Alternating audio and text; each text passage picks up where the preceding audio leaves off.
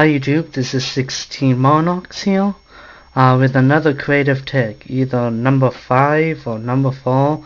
I'll have the correct number up there. And this time without doing the standard 3, I'm doing a 6. So let's begin. The monsters. I'm doing a DD theme with DD Assailant, DD Warrior, and DD Warrior Lady. Okay. These cards separately, it's iffy on their goodness. DD Assailant, you got another 1700 Peter.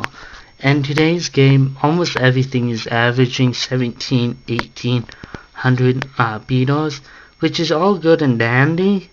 But what makes this good is simply because of its removing effect. This can be really good against the legendary Six Samurai Shiin because you can attack under it and pretty much have Assailant remove it. DD Warrior Lady. Although its effect is optional and it is on the attack department a little weaker than Assailant, but this can take care of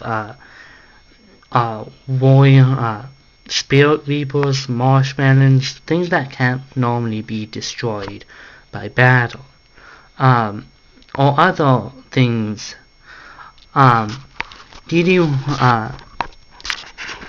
Warrior, the weakest out of the 3, and although as DD Warrior Lady can be searched by Shining Angel, I don't see that in much play. Plus, although Giant Rat is not played that much, you can play DD Warrior in a Giant Rat deck, which can be at times have a whole lot more options in a Rat toolbox deck. And again, whenever he battles, monsters get removed, so he's like trick your opponent into thinking it's something else to try ram over it, and your monster gets removed. Let's go on to the spares. First, I have Upstart Goblin. Okay, so you know, I personally hate part of Duality. It can be good, just the anti-special summoning effect can really dampen a deck in today's formats. With so many decks relying on special summoning, you sort of need that. For me, that is not really needed. Plus, you could possibly ruin some good future draws.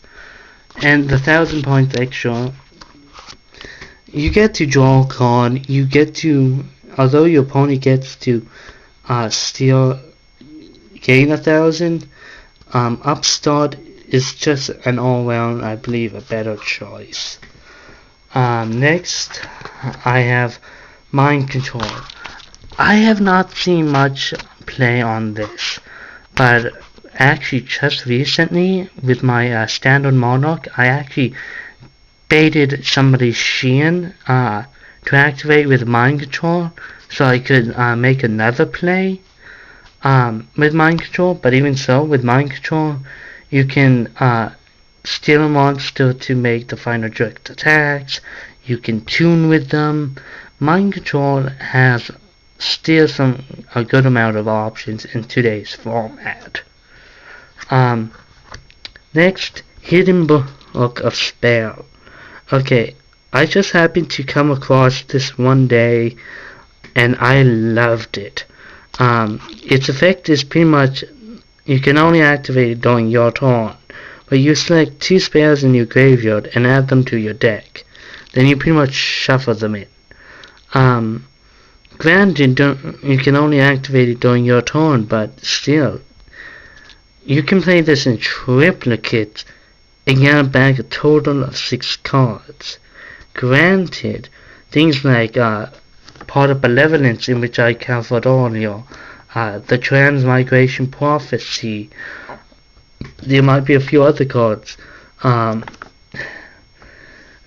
are better, but when it comes to Spell Revival, I prefer this over like Magical Stone Evacuation, simply because that requires so much cost for only one spell.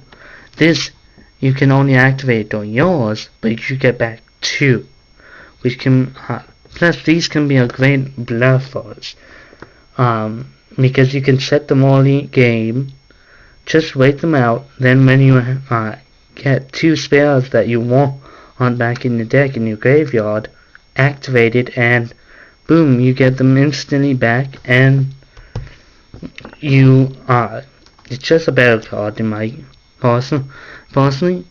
So that wraps up this creative tech. Just to review, DD Assailant, great for Shians, DD Warrior, just a great removal card in all.